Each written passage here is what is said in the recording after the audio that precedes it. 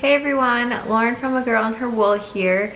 So I wanted to just do a really quick vlog here just to give some information about the March into Spring make-along. So my very first make-along. So I'm going to keep this really short. But just so you know, you didn't have to order a March into Spring box in order to participate. You don't even technically need to use A Girl and Her Wool yarn. So I'm going to talk a little bit about what I'm hoping to do with this make-along. It's starting now, so as soon as you want, but we'll kind of get into some of the rules and deadlines and all of the things you need to know about this make-along. So I talked about this a little bit in the March into Spring box info vlog, but in case you missed it, I am hosting a make-along to kind of coincide with that box. Again, you don't need to have ordered it in order to participate. I know the box is sold out, and so not necessarily everyone who wanted one got one, and so I didn't want to close it out in any way because of that. So yeah, it's going to be a really fun make-along that is going to be around socks. So if you're not a sock knitter, that's totally fine. It's a great time to learn, or if you love making socks, then this is kind of perfect. I really want to do something that's more than just knit this project and earn some points. So I'm hoping to kind of get like involvement, community feel, and all of that going with this as well. And I think that will be really fun. So I'll start off by talking about the whole main idea of this make along, and then just kind of run through the rules really quickly. And if you have any questions, feel free to comment below or send me a message or an email, and I will answer your questions. So what I want to do with this overall is kind of like use the next few months to really kind of talk about sock knitting here on my channel, on Instagram with all the posts and everything like that. So the main idea of how it's going to work is, again, this is kind of geared around the box, but you don't have to use the yarn. So I'm going to talk about the box a lot, but you don't need to use it. So kind of keep that in mind, and we'll talk about that at the end. So the March into Spring box contained 3 main skeins of yarn. So there was a variegated skein, a speckled skein, and a self-striping skein.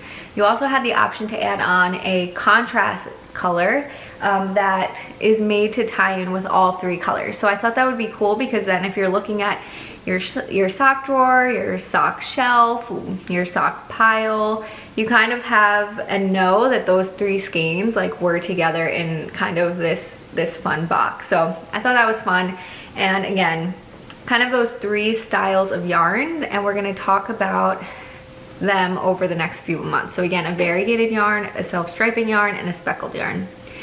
And so what I think it would be fun to do is just kind of explore and talk about how knitting socks with each one of these is different. So for example, for a variegated yarn, a lot of people will talk about losing a pattern in like highly contrasting or variegated yarn. When you see the colors, I think that we'll be able to still do a lot of patterns with how the yarn is knit up, but it'll be fun to talk about that versus like the speckled yarn that is primarily more like one tone with a lot of speckling on it, and how do those speckles differ from like a variegated skein. And then of course with the self-striping, we have infinite number of things we can kind of compare and contrast. How do the patterns play into the stripe design? How does it play into whatever, and how does that compare to a variegated yarn? We don't have to do patterns. We can also just do vanilla socks and talk about the differences there. So if you're not a pattern sock knitter, that's totally fine too. Again, there are no rules around that. It'll just be fun to kind of talk about.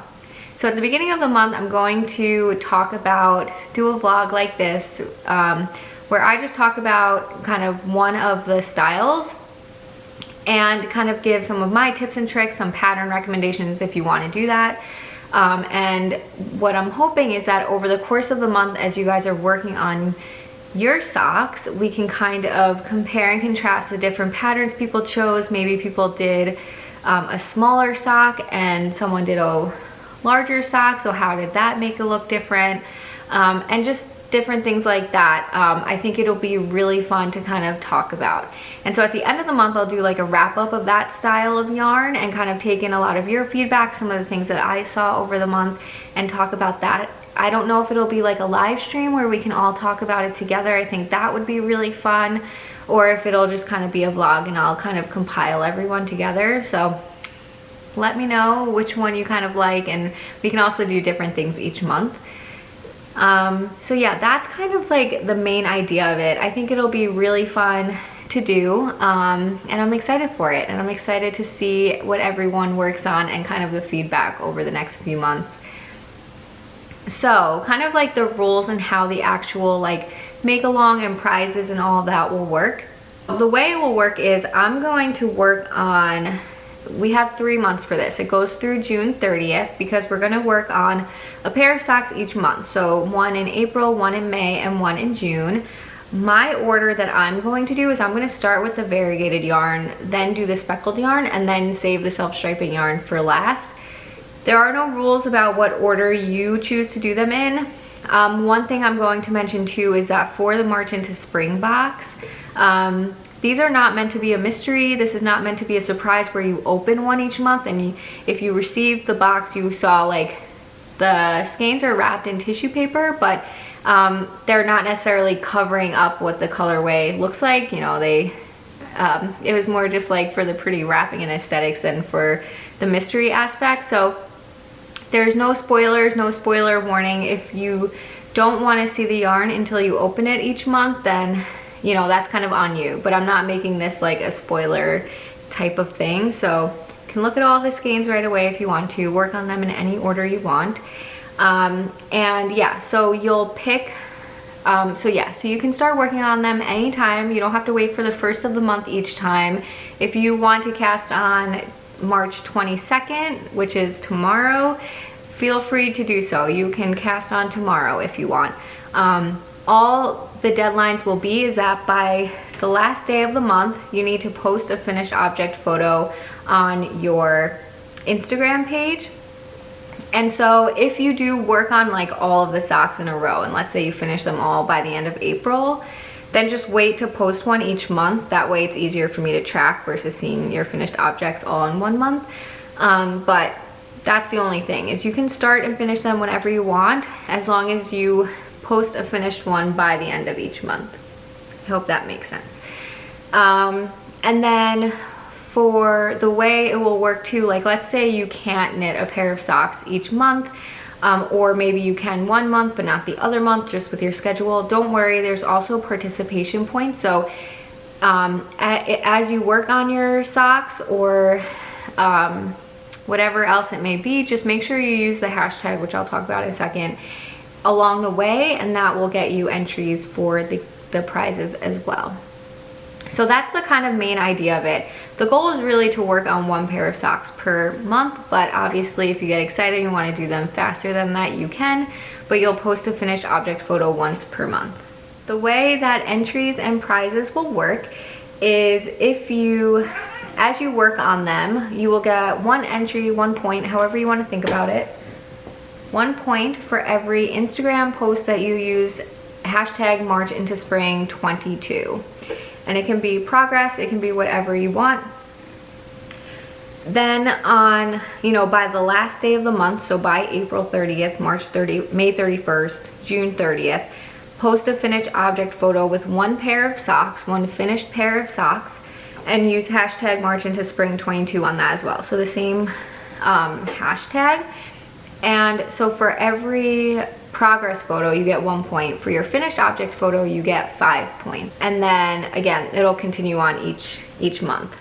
When you finish, so the way you get entries with the finished object is to post a photo to Instagram and make sure you use hashtag March into Spring 22, just 22, not 2022, March into Spring 22.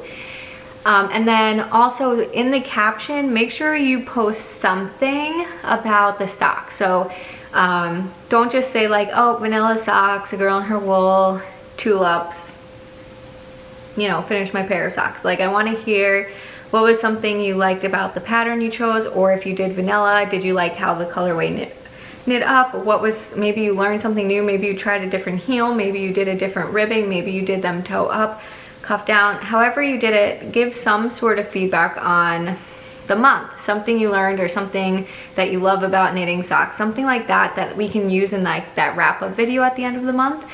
So more than just posting the photo, make sure you put something in there. There's no wrong answers. It's just for fun, so whatever you think of works. If you use a Girl and Her Wool yarn, you can double those points, so 2 points and 10 points. And then if you use the March into Spring box yarn, you'll get triple, so 3 points and 15 points. So you get a lot of incentive to use a Girl and Her Wool yarn. And of course I want to also like have the March into Spring yarn count the most, so you'll kind of get that. I also have this written up on a blog post, so you can check it out there if you want to see. But the main part to remember is that by the last of each month in April, May, and June, just post your finished object photo and you'll get entries to win prizes. So I will pick 3 winners to win a yarn of their choice and a 100-gram skein from my shop that is ready to ship and available at the time that you email me. So I'll announce those winners in July after we wrap up all 3 months. And so you don't really need to finish all 3 projects. You don't need to finish 2. You don't even need to finish 1 technically. You can get entries just by participating. If you finish the first one in April and then you kind of fall off May and June, that's okay too. You don't need to finish all 3. It's just however many you get through is kind of more points for you. In addition, if there's anyone out there who wants to donate prizes, feel free to contact me, but I'm happy to do the 3 skeins of my yarn. And then lastly, if for every of those finished object photos, so up to 3 finished object photos, you'll also get 25 reward points into my shop. If you finish all 3, I'll kind of add that extra 25 points, so you'll have 100 points, which is good for a $10 gift card. $10 off a future purchase in my shop. So you get the entries for the giveaway, but then you also can earn rewards into my shop. That is it. I hope you guys are excited about this. I am too. And yeah, I can't wait for you guys to receive the boxes. They should be coming soon. And I will talk to you all soon. Bye.